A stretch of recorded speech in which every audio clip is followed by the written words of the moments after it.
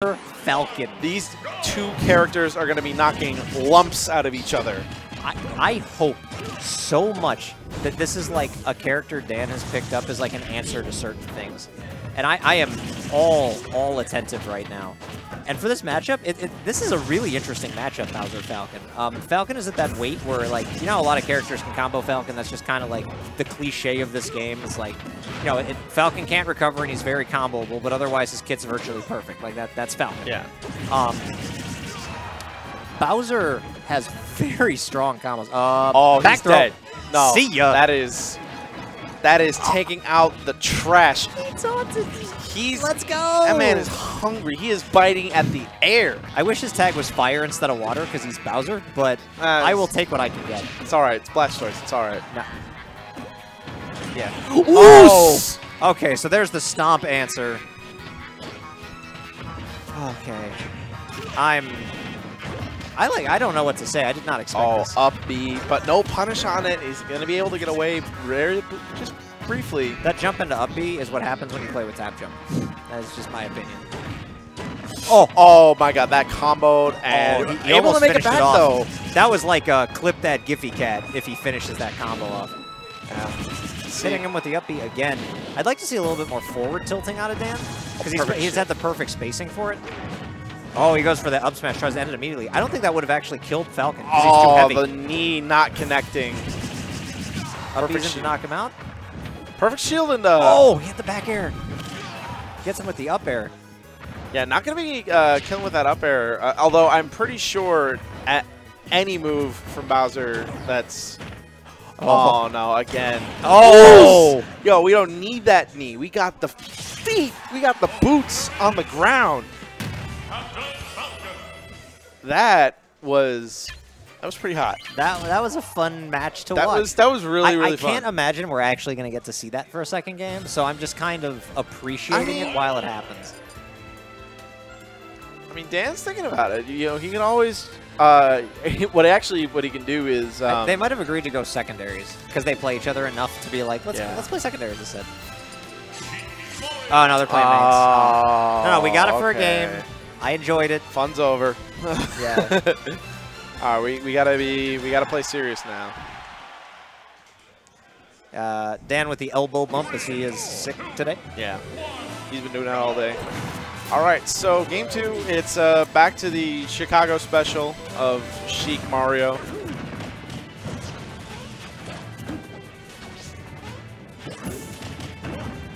Forward air on shield, not really working. Trying to open up Dan to start things out.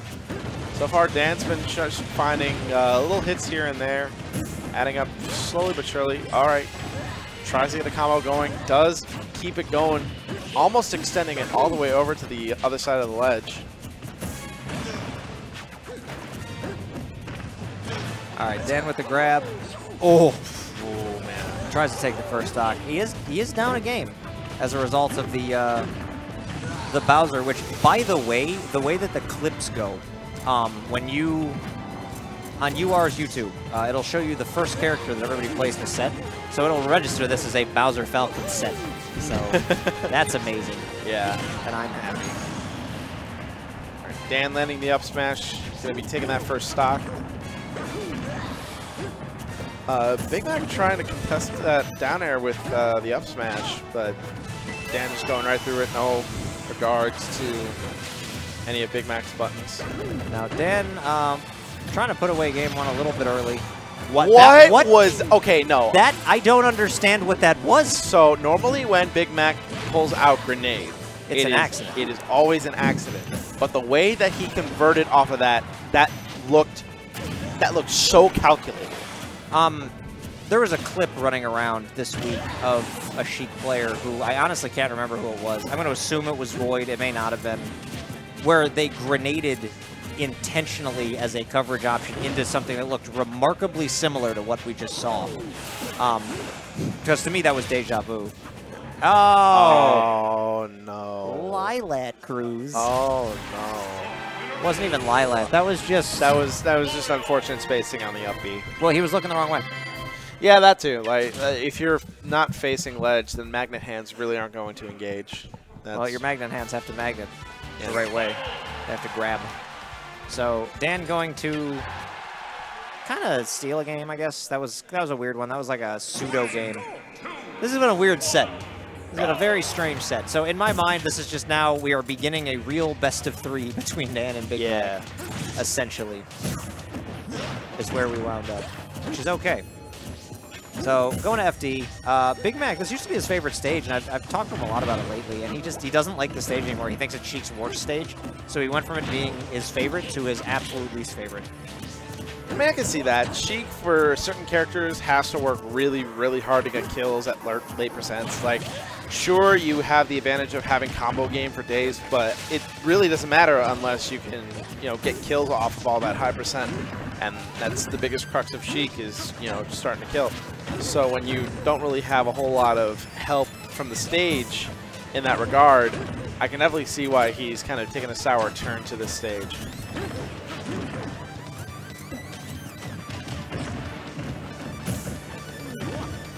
All right, so decent lead here from Big Mac, starting to slip away. He was doing well early.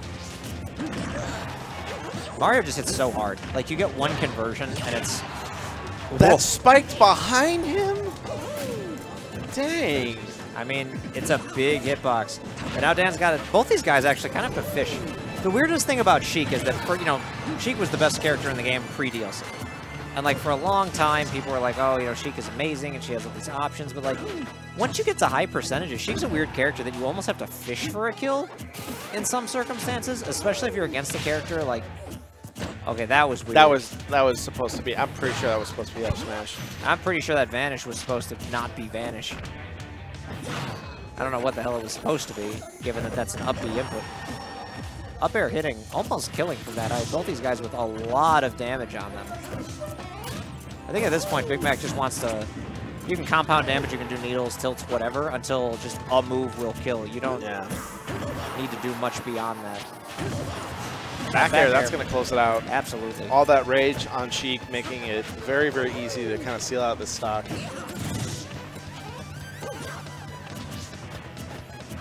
Spot dodge, going to get a combo started here, but not converting off of it. Instead, Dan using the Nair to break out and going to capitalize on it with the down smash. All right, so these guys are going to play an even game, even set, even stocks. Even in the PR rankings, they've been right next to each other for like 9 months, and every time we talk about it, because they're also both on the panel, we're like, which one of you is better? And they're like, oh, we don't know. It's basically even. Look at the numbers or flip a coin. Like, they're always so close to each other, although I'm pretty sure Big Mac has the edge of the season. He had better placings at the larger events. And I think he's ahead on the head-to-head as well. But it's very close. Okay, slowly but surely kind of bullying Dan over to the ledge, but relinquishing that kind of control, letting him back on. Big Mac's gotten so good at grabbing Mario. Yeah, like that was actually, I feel like, one of his problems in this matchup is that he really didn't utilize his grabs enough. But now, as time goes on, he's like really versed to the point where he's starting to land everything from spacing out his buttons to knowing when to go in and get that grab. Oh, tried for the up air into down air, and I don't know, with that amount of rage, it would have put him close, because down air, it has a surprising amount of knockback on it. Oh! That's going to do it. And he gets the finish off. Dan just not quick enough on an air dodge or something similar to get himself out of there. So Big Mac going to take game 2. Or, I'm sorry, game 3. Take a 2-1 lead. Dan just looks tired today. Yeah. Like, he's got the mask on. He's obviously fighting something off. But he just, like, in person. Oh, yeah, he's real beaten up. The fact that he can, like, be sick and still just be like, oh, this is super stacked Ignite. I'm guaranteed 5th. Like, that's nuts. That's unreal. Like, I've played while I had flu before, and it was one of the worst experiences of my life. Like, I could barely focus. I was dropping everything. I just felt absolutely awful. So to know that that's what, like, Dan is trying to play through, like, it's a rough time. So, like, definitely hats off to him for being this consistent while playing with something that's, well, like his body's definitely, like, not there, but his gameplay is still at the level of this. It's like, that's unreal. Yeah, and on top of that, like, so we're in this game 4, his back's against the wall. It's still Dan. Like, he's got a good lead here. Trying not to get Sheik-villed all the way off the side there. He was very close to getting Sheik-villed at that point. Oh, he's rising with the upbeat. This is about as aggressive as Dan gets. And he's really hungry. He wants that game 5 because he knows that he does well in situations like that. So he wants to kind of close this out as quickly as possible. Really doesn't care that he's playing from behind. Like, that's the thing with Dan. Like mentally, he's always just kind of the opportunist character and just always plays 100% no matter where he is. Like, he can be 2 games behind and just like not be worried about it at all. And stuff like that helps him like bring back games like from the absolute bottom of the barrel to being back in his favor on like game 5 or something like that. All right, so now Dan, a little bit of fishing. We saw 4 or 5 up airs there. The flood just like, that's okay, bouncing fish. You can get real close to me and I will flood you straight back. The down smash taking out Big Mac's first stock there. So he did capitalize on the fact that he had a decent-sized early lead, but now we'll see if he can rack up some extra credit. Big Mac trying to come charging back in this game. And that almost. Did not kill. Oh, wow, he went for it again, too. That's what I like to see from Big Mac, is more offstage, like, go for confirms into bouncing fish, go deep. Like, Sheik can recover so far, and people just don't realize that that's the case a lot of the time. And that's one of the strongest aspects of Sheik's game is that once you get her off stage, now she's a threat because she can recover from a very, very long distance away.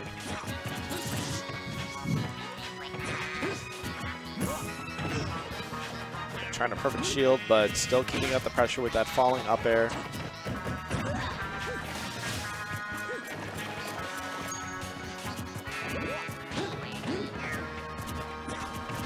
Again, Dan just trying to find his avenues in.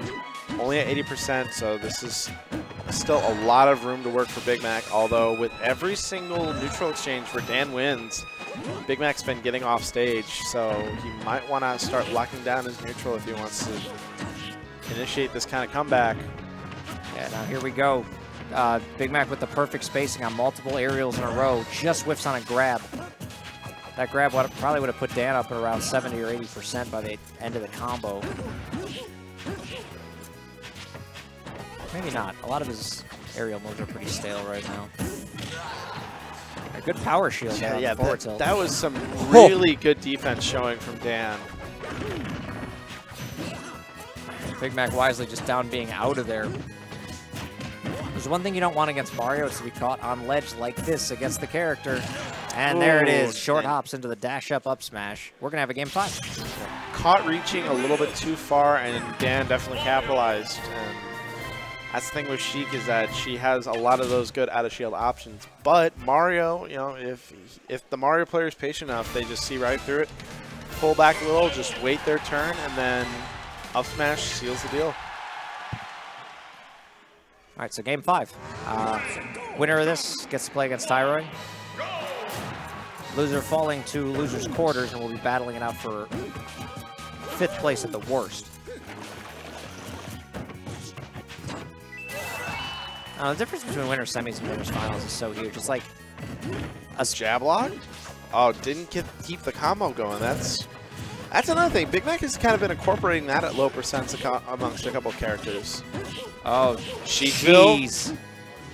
Just, he went so far, and he caught him with the vanish, and he caught him with the neutral air. Oh, and then he's the one who gets spiked, but there it is. Sheik's recovery. That's Sheik for you. Like, you think that you, like, just when you think that you got the upper hand, Sheik just comes running back into play. Sheik's vanish is insane. Yeah. It's so good. So even despite that insane cross-stage carry, Mario's still chilling at under 90%, and a couple of up airs and a grab later, and we're basically even. Yep. Like, that's one thing. Like, Dan is not one of those players that goes out without a fight. Like, yeah, he had that major opening at the beginning of the game, but after that, Dan just shrugged it off and just like, okay, well, you know, time to go to work. And just like that, he's now has the percent lead. He went from being down that much forward smash. And I think, like, in Big Mac's head, the hood just came down. He's just like, you know what? I was ahead in this whole set. Dan's not even feeling good. I'm going to try to put him away. So the hood comes down. He gets a good grab, delays the pummel, and immediately confirms it off the ledge. And now look at this. This is the Big Mac that is, like, fearless. Yep. This is Big Mac at his, like, not most tilted, but, like, at his angriest. All right. No, like, this is definitely the frustration on that is showing a little bit. Closer Big Mac is actually really scary. It's his best version. When it has nothing to do with the, there's no fear, there's no pressure. It's just like, you know what, no. That's enough. It's basically the gloves are off, and he's not going to take this lying down. But it went away, and now suddenly he got a little bit passive, and now Dan going in, but he gets a grab. Yeah, this late in the game, you can't afford to be doing that. So, like, if you see your opportunity to start that rush down, be oppressive. Like, make it a one-player game. Don't let them play at all. And Dan's trying his best to kind of muscle this back into his favor. All right, Mario just able to DI away. Try for the bouncing fish. That's finish. That was all risky, but is that up air going to finish? Yep. DI'd straight up. That is going to do it. Big Mac becomes the closer, squeaks out the set, and now he gets to play his absolute favorite matchup, Tyro's Bayonetta. That's going to be rough. Like, is it, though? I mean, for the past couple of ignitions years where that happened. years. For years. Past couple of always. It's a hard matchup. And it is a very, very hard matchup. But here's what